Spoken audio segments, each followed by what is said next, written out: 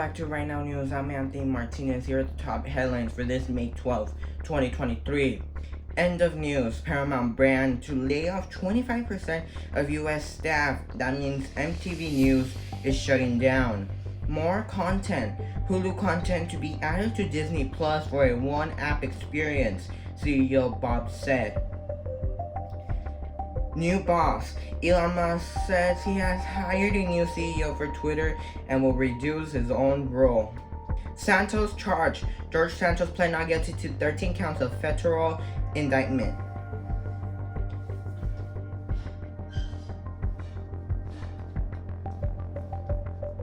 And that's the story we start off with. I'm Anthony Martinez.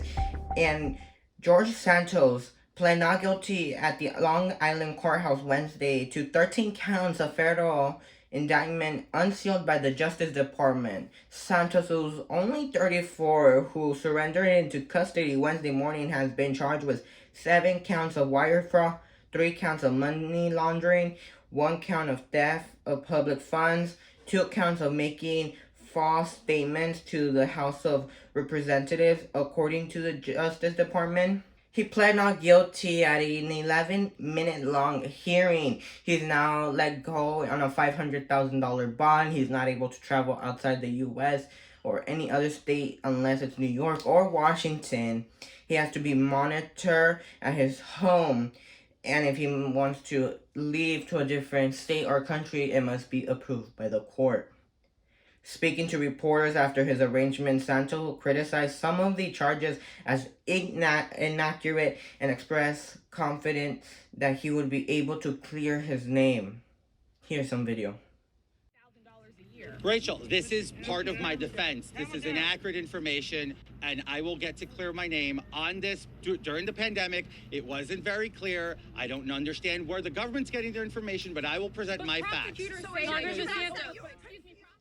He says he has no plans of resigning as Congress, although many want him to resign. He's saying he's going to run for re-election next year as Congress. He had also been accused of stealing thousands of dollars that were raised for a life-saving operation for a veteran dog, as well as lying that his mother had died in the September 11th attack in the World Trade Center. Official documents and reports released say his mother hasn't been in the U.S. since 1999. And if you do the math, September 11th happened in 2001, 1999 was a few years before that. Santos first came under scrutiny after the New York Times released a bombshelling investigation in December, releasing so much lies in his resume, saying that he worked for Goldman Sachs, Citigroup, and that he graduated from college. Although those were all lies, the lies were later found by the New York Times. He is due in court on June 30th. And we're getting some breaking news in New York City subway rider who put Jordan Neely in a fatal chokehold is to be charged with manslaughter. The 24-year-old subway rider who was seen in a video putting a homeless man in a fatal chokehold on the New York City train will be charged today with second-degree manslaughter, officials say. Daniel Penny, a Marine veteran who will be arraigned at the Manhattan Criminal Court and the Manhattan District Attorney Office, said Thursday Penny was taken into custody after the May 1st incident but was released. Cell phone video captured on the northbound F train showed Penny on the ground holding Jordan Neely in a chokehold following altercations. And now Elon Musk leaving his job as CEO of Twitter, although he still owns the company. Musk made the announcement in a tweet but did not immediately name the new executive.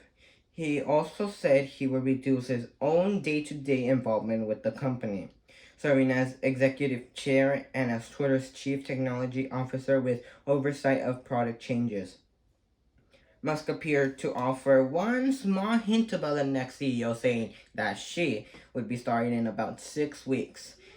And now Disney, Hulu, and Disney Plus being into one streaming service, although reports of it will be like a full on its own, but we're seeing that the Walt Disney Company plans to combine content from Hulu, Disney Plus into one app experience by the end of the year. Whether that's like Paramount, where we're seeing Showtime into Paramount Plus, or we see Disney and Hulu getting their own app together. The CEO Bob announced at the entertainment's quarterly earnings Wednesday. Bob said Hulu and Disney Plus as well as ESPN Plus platforms will continue to be available as a standalone service.